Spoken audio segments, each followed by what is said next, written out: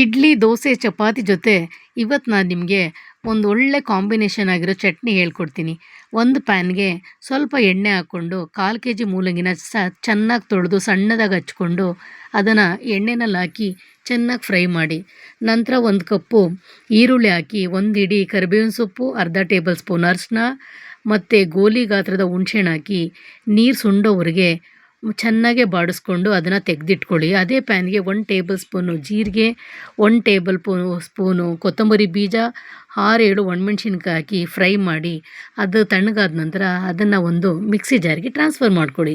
ಮತ್ತು ಅದೇ ಜಾರಿಗೆ ತಣ್ಣಗಾಗಿರೋ ಮೂಲಂಗಿನ ಹಾಕ್ಕೊಂಡು ಸ್ವಲ್ಪ ಉಪ್ಪು ಹಾಕಿ ತರಿಯಾಗಿ ಪೇಸ್ಟ್ ಮಾಡಿಟ್ಕೊಂಡ್ರೆ ಮೂಲಂಗಿ ಚಟ್ನಿ ರೆಡಿ.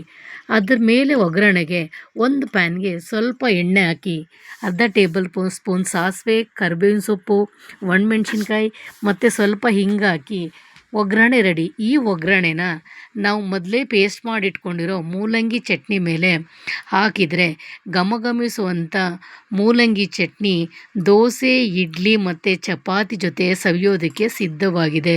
ನೋಡೋದಕ್ಕೆ ಸಹ ಕಲರ್ಫುಲ್ಲಾಗಿ ಇದೆ. ಇದನ್ನು ಖಂಡಿತ ಮಾಡಿ.